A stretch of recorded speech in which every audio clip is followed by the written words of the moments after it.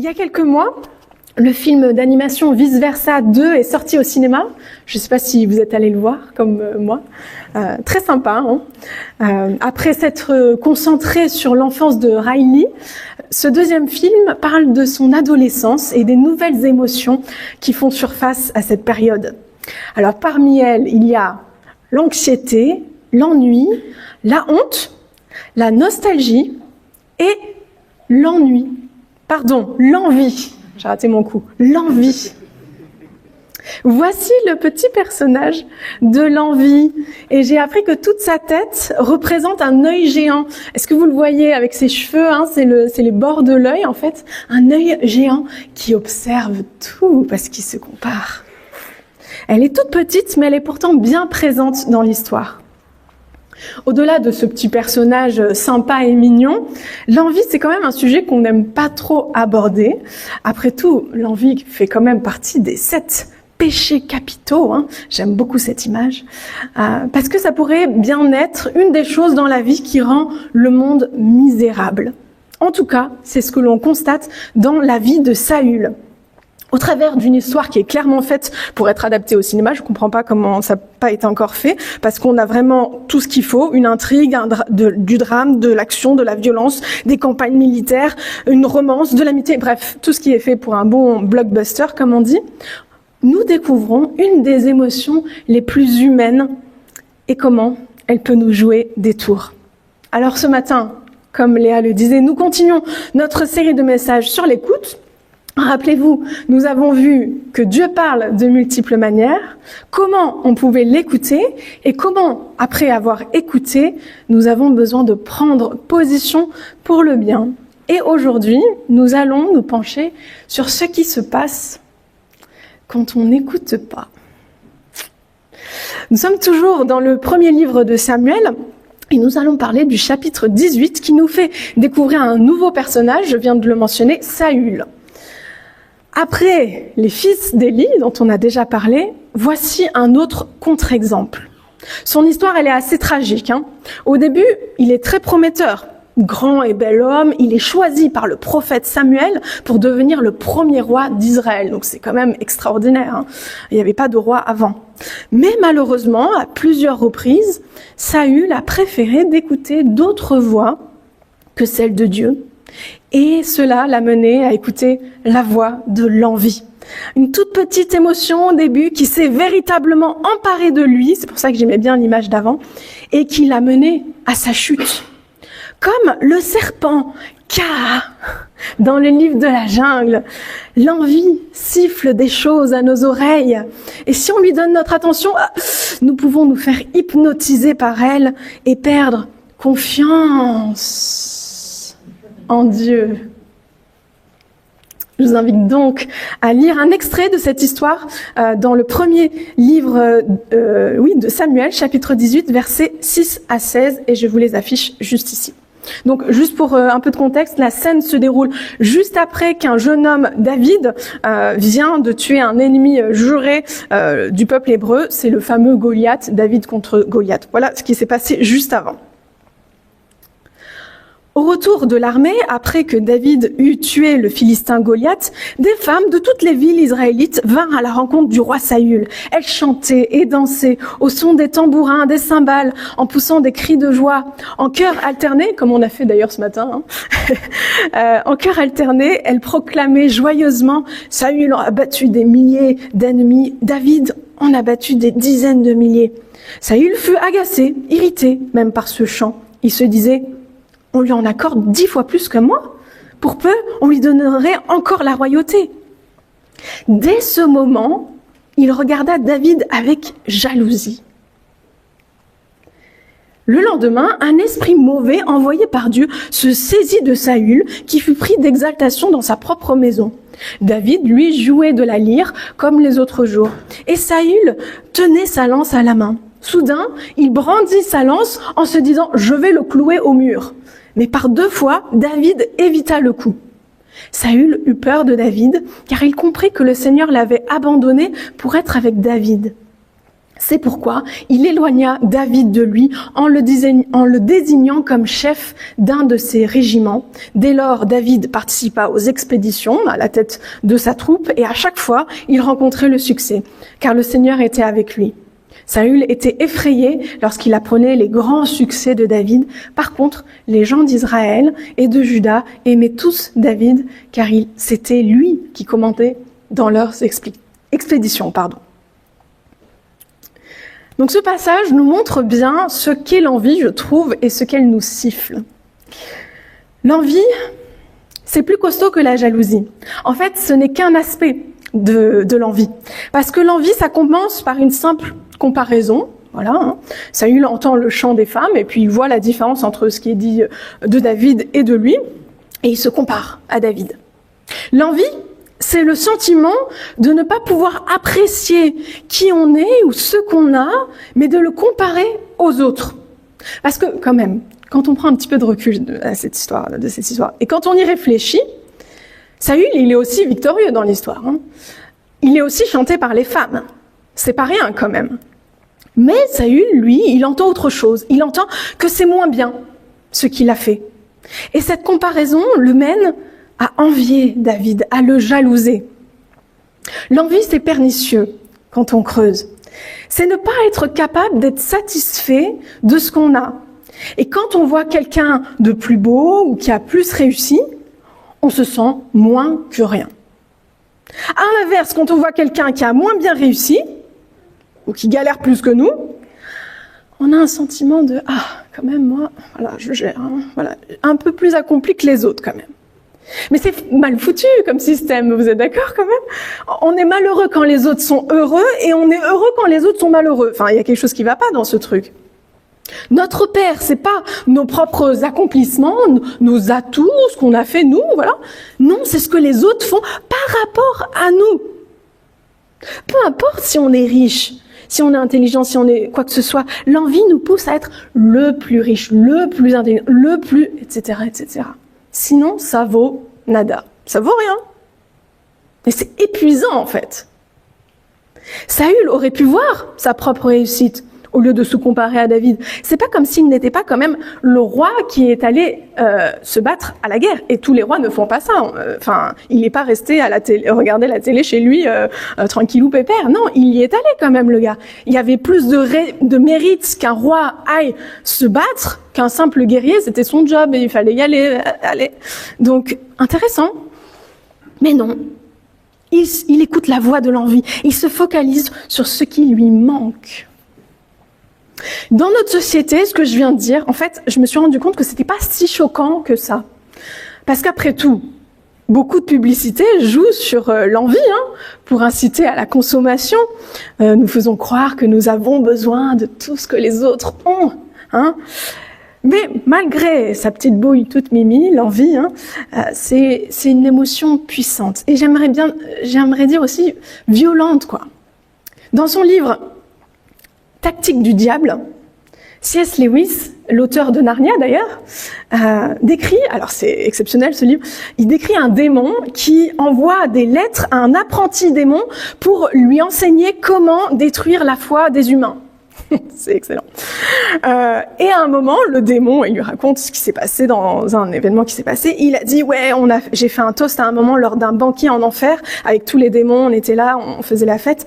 Et j'ai dit combien on avait réussi notre année, à notre boulot, grâce à une émotion qui a été super utile pour rendre le monde bien triste. Et cette émotion, vous m'avez vu venir, c'est l'envie. Mais alors on peut se demander quand même, comment on en arrive là? C'est toujours bon, comme Léa le disait, d'analyser notre parcours et de faire un peu d'introspection, un petit bilan de soi-même, une remise en question, savoir se remettre en question, c'est une belle qualité. Comment, Saül, on est arrivé là, à envier David à ce point? Il faut savoir que le chapitre 18, c'est un peu le début de la chute de Saül, mais qu'avant cet épisode, Saül s'est progressivement éloigné de Dieu en décidant de lui désobéir ouvertement, parce qu'il pensait mieux faire tout simplement que ce que Dieu lui disait. Et quand on n'écoute pas Dieu, On l'a déjà vu, on est plus attentif à d'autres sons qui résonnent dans notre monde, alors que ça soit à l'extérieur, les sons extérieurs, mais aussi les sons intérieurs, notre voix personnelle, nos mauvais penchants. Dans cette histoire, on voit cet éloignement de Saül contrasté avec ce David, qui est décrit comme un jeune berger, presque insignifiant, la description, voilà, un petit jeune, mais qui avait une relation forte avec Dieu. Il est dit clairement que le Seigneur était avec lui. Devant la proximité de David avec Dieu, on voit l'éloignement de Saül. Et devant la réussite de David, on voit, qui devient d'ailleurs le général de l'armée, on voit la chute de Saül. Au lieu d'écouter la voix de Dieu, qu'il a choisi pour être roi, Saül est attentif à d'autres voix et à celle de l'envie. Et il devient vraiment omnubilé par ce que les autres pensent de lui, au lieu de se concentrer sur ce que Dieu pense de lui. En fait, l'envie va être l'élément qui va vraiment mener Saül à son autodestruction, littéralement. J'y reviendrai. Parce que quand on écoute la voix de l'envie, son sifflement, repensez à Akab, on entre dans un engrenage du mal. Et on le voit avec Saül, qui vit un véritable endurcissement du cœur, de plus en plus dans le mal. On le voit particulièrement dans la scène, je ne sais pas si ça vous a choqué, mais il faut imaginer. Donc David, il est en train de jouer de la lyre. Donc la lyre, c'est de la harpe en fait, l'instrument le plus tranquille et le plus qui détend le plus, je trouve. Bon, il y a d'autres instruments très beaux, mais voilà, la harpe, c'est quand même assez cool. Et puis Saül, il pense qu'à quoi ? Mais il pense qu'à tuer le gars, quoi. Et il fait 2 tentatives de meurtre sur David. Non mais c'est quoi ce truc ? Ça devient presque absurde, cette histoire. Saül tombe dans un cercle vicieux. Et alors l'esprit mauvais envoyé par Dieu, même c'est un peu mystérieux ce truc, c'est comme si Dieu lui disait « Tu veux t'enfoncer dans le mal, mais je vais te montrer l'absurdité de ce que ça va donner, de ce que ça peut donner. » Petite parenthèse, je ne sais pas si vous avez remarqué, il a donné la responsabilité à David d'être le général de son armée. C'est paradoxal de faire ça alors que le gars, il est jaloux de ses réussites. Ok, on comprend pas trop ce personnage Saül qui est rongé par l'envie. Mais décortiquons un petit peu plus quand même les effets de l'envie. Le plus évident que nous avons peut-être tous expérimenté, je pense, c'est que ça nous vole notre joie. C'est l'essence même de l'envie de nous rendre moins heureux. La plupart des péchés capitaux, j'avais remarqué ça, font du bon au début. La paresse, la gourmandise, la luxure. Oh, au début c'est bien, c'est sympa. L'envie par contre, c'est bien un des vices qui nous fait nous sentir moins que rien dès le début. Dès qu'on se compare, on se sent mal. Et on le voit, alors je trouvais ça très intéressant, on le voit facilement avec Instagram. Alors il y a des femmes ce matin ici, oui, il y a des femmes. Est-ce que vous n'êtes pas déjà retrouvés à scroller sur Insta et avoir un sentiment de malaise après avoir passé 30 minutes, 45 minutes à scroller sur le profil d'une nana qui a l'air, en tout cas, plus belle, plus intelligente, plus riche, voilà. Je suis la seule ? Ah, merci, vous me rassurez. Ce phénomène, alors c'est bien d'expliquer les choses par la science, ça fait relativiser quand même les choses. C'est ce que les scientifiques appellent le creeping. Et une étude a été menée en 2018. Elle démontre très clairement qu'Instagram augmente les risques de dépression chez les femmes, diminue leur estime et leur confiance en elles. Alors, je suis pas en train de dire de ne plus aller sur Insta, personnellement, je continue, mais je trouve ça intéressant de garder ça en tête. N'est-ce pas, mesdames ? Je parle aux femmes, mais ce n'est pas exclusivement un phénomène lié aux femmes. La preuve, Saül, lui aussi, a eu une baisse de confiance dans de son estime, en fait. Le texte dit qu'il pense que Dieu l'a abandonné. Il se sent... Voilà, il y a une petite chute dans son estime, là, on sent, L'autre effet marquant de l'envie dans cette histoire, c'est qu'elle nous détruit. Un proverbe dans la Bible dit, et j'ai trouvé ça génial, « La paix de l'esprit favorise la santé, mais la jalousie est un cancer qui ronge les os. » Au lieu de se concentrer sur ses atouts, sur ses responsabilités de roi, Saül va détruire sa vie. À force d'être jaloux de David et de penser qu'il va lui piquer la royauté, Saül va s'auto-saboter, clairement. Hein. L'envie le détruit, lui, et aussi ses relations avec les autres. Saül devient obsédé par David. Il devient parano, presque fou en fait. Et les chapitres suivants, c'est super long, ça explique comment Saül se lance dans une traque à l'homme pour tuer David, alors que je pense qu'il avait d'autres choses plus intéressantes en tant que roi, en tout cas, à faire, quoi. D'autres choses qui dépendaient de ses responsabilités. Non, le gars, il est focalisé sur tuer David. L'envie nous rend instables, nous déconnecte de la réalité. Le philosophe Bertrand Russell, qui est athée, disait ceci. « Si vous désirez la gloire, vous pouvez envier Napoléon. Mais Napoléon enviait César. César enviait Alexandre. Et Alexandre, j'ose dire, enviait Hercule, qui n'a jamais existé. » Ah ouais, du coup, ouais. L'envie. Cette petite émotion bénigne du début qui devient de plus en plus dangereuse, Saül a peut-être l'impression qu'il contrôle son envie, mais à force de ne faire que l'écouter, elle devient vraiment celle qui le contrôle et qui le dévore de l'intérieur et qui finit par le tuer. Saül se suicidera lors d'une bataille où il perd aussi le contrôle devant l'ennemi. C'est trop pour lui, c'est trop. Oh, mais là, s'il se comporte après ça, c'est mort, il en meurt. Bah attends, autant en finir maintenant. Oh, mais quel dommage pour quelqu'un qui était si bien parti. Quel dommage. Bon, mais maintenant, vous allez me dire, bon, ben, ok, mais quand on sent cette émotion, qu'est-ce qu'on fait du coup? Comment sortir de l'envie? Eh bien, je pense qu'il faut regarder un autre personnage dans cette histoire, qui s'appelle Jonathan. Parce qu'il était sûrement plus à l'écoute de Dieu, vu son comportement. Et on peut le lire au chapitre 18, mais juste avant ce que je vous ai lu, au verset 1 à 5, et je vous le lis ici. Donc ça, c'est juste avant le passage qu'on a lu juste avant. Pendant que David achevait de parler avec Saül, Jonathan, le fils de Saül, se prit d'affection pour David et se mit à l'aimer comme lui-même. Ce jour-là, Saül garda David auprès de lui, il ne le laissa pas retourner chez son père.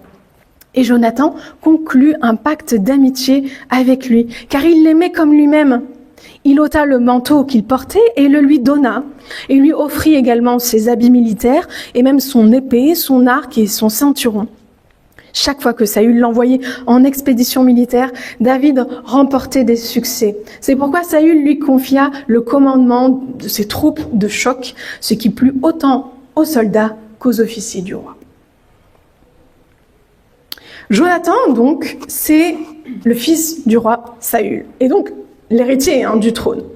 Plus que Saül, qui était déjà roi, c'est Jonathan qui avait le plus à perdre si David devenait roi. Et pourtant, Jonathan a une attitude inspirante à l'opposé de l'envie, alors qu'il aurait des raisons, là, pour le coup, pour l'envier. Il a vu en David le futur roi choisi par Dieu. Pourquoi? Parce que le texte dit que Jonathan a offert à David son manteau. Et donc il est fils du roi, son manteau royal. Et dans la Bible, c'est intéressant, à chaque fois qu'il est question, en tout cas souvent quand il est question du manteau, c'est un peu un symbole d'un héritage, quand on offre son manteau à quelqu'un d'autre. Autrement dit, là, ce qui est en train de se passer, c'est hyper symbolique. Jonathan, le dauphin, est en train de donner à David la royauté, qui devait être sienne.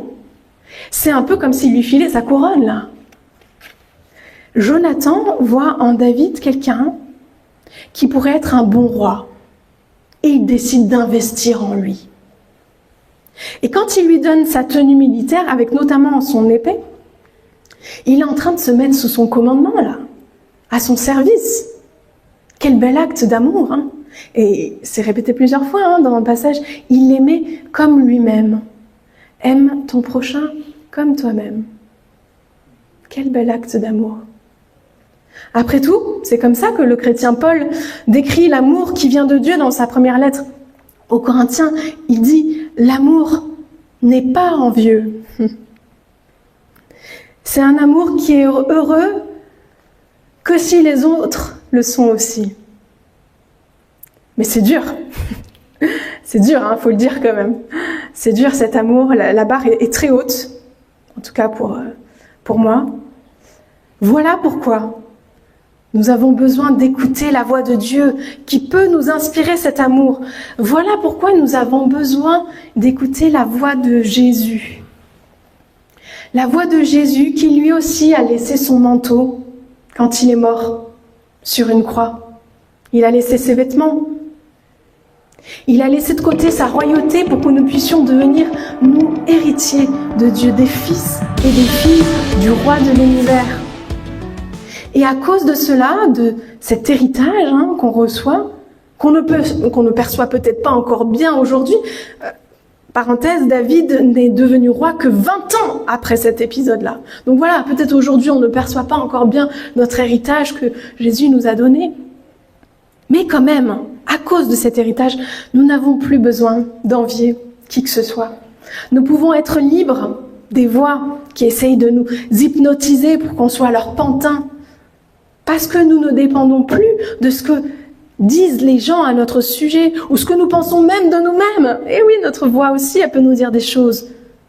Mais notre estime, notre confiance en nous dépend de ce que Dieu dit de nous. Lui, il nous connaît parfaitement et il nous aime. Et il voit le potentiel en chacun d'entre nous. Alors, chers amis, arrêtons d'écouter les autres voix que celles de Dieu. N'écoutons pas l'envie, surtout pas, et concentrons-nous sur la voix de Dieu. Alors, nous pourrons nous réjouir réellement du bonheur et de la réussite des autres. Ce n'est pas facile, mais il va nous aider. Il va nous aider.